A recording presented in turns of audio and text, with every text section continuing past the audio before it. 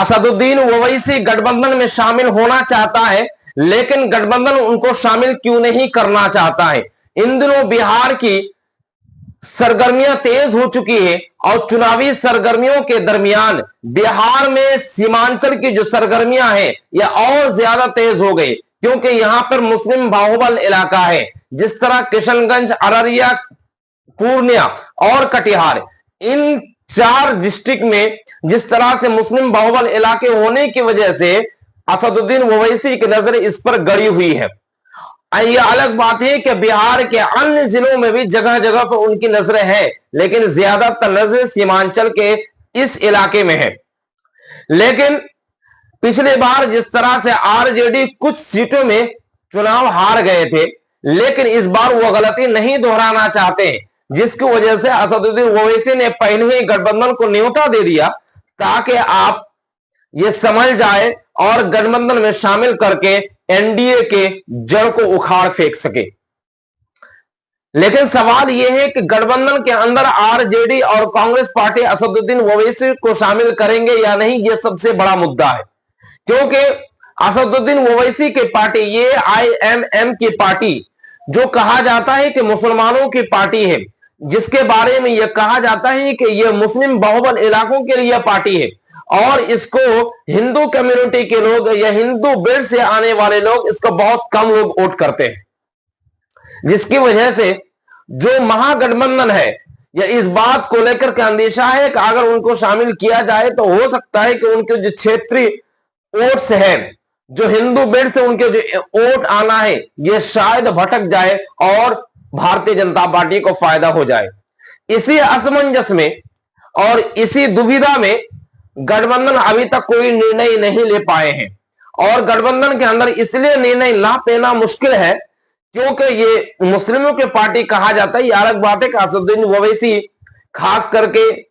छोटी जातियों को भी सीट देते हैं, हिंदू कम्युनिटी बेल्ट से जो लोग आते हैं उनको भी सीट देते हैं, ये कहने के लिए। लेकिन सच ये है कि लोगों के जो मेंटालिटी में सेटअप है, उसी सेटअप के आधार पर लोग काम करते हैं और वो इस सवालों से बचना भी चाहते हैं। असदुद्दीन ओवैसी, जिस तरह से मीडिया में चल करके कहा जाता है कि भारतीय जनता पार्टी की बी टीम है, भारतीय जनता पार्टी के बी टीम की तरह काम करती है और गठबंधन को हराने के लिए भारतीय जनता पार्टी की तरफ से यह काम कर रहे हैं। और क्या इस सवालों से बचने के लिए इस बार ऐसा असदुद्दीन ओवैसी कर रहा है या रियल में ओवैसी की जो पार्टी है वो पार्टी गठबंधन में शामिल होना चाहते हैं?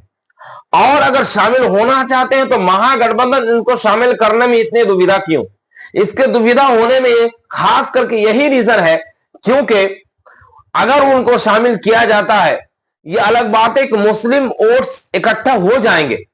और यह जाहिर सी बात है कि मुस्लिम वोट कट करके गठबंधन के अंदर ही जाएगा, ना कि भारतीय जनता पार्टी और ना कि नीतीश कुमार की पार्टी को जाएंगे। लेकिन असदुद्दीन ओवैसी को शामिल होने से वोट्स नहीं कटेंगे और वोट्स पूरा आ जाएगा, लेकिन हिंदू कम्युनिटी के जो वोट्स है वो हो सकता है को बिखराव हो और हो सकता है कि इससे नाराजगी हो करके वो भारतीय जनता पार्टी को फायदा हो जाए, जिसकी वजह से असदुद्दीन ओवैसी को शामिल करने में खास करके कांग्रेस पार्टी और आरजेडी पार्टी बहुत या असमंजस में फंसे को उसको शामिल किया जाए या फिर ना किया जाए। अगर करते हैं तो क्या फायदा और अगर ना करते हैं तो क्या नुकसान है। इन सारे मुद्दों को लेकर के अभी विस्तार से चर्चा हो रही है और विस्तार से डीपली इन चीजों का मंथन चल रहा और क्या मंथन के बाद ही डिसीजन लिया जाएगा या ये भी हो सकता है कि उनको अलग से चुनाव 2, 4, 5 सीटें दी जाए जहां पे खुली मुस्लिम वोट्स है, जिस तरह से किशनगंज, उसी तरह से रुपोली या कई अन्य जगह पर है जहां पे हमेशा मुस्लिम कैंडिडेट्स ही आते हैं और मुस्लिम ही जीतते हैं कि ऐसी जगहों पर उनको रखा जाए। इन चीजों के बारे में भी अभी चर्चा होना है क्योंकि अगर उनको पार्टी में शामिल करते हैं तो बहुत सोच समझ करके ही शामिल करना होगा ताकि हिंदू बेल्ट के वोट महागठबंधन से बिखराव हो करके भारतीय जनता पार्टी और एनडीए को फायदा ना हो, जिसके लिए महागठबंधन बहुत फूंक फूंक कर कदम रख रही है। तो फिलहाल इस खबर में इतना ही।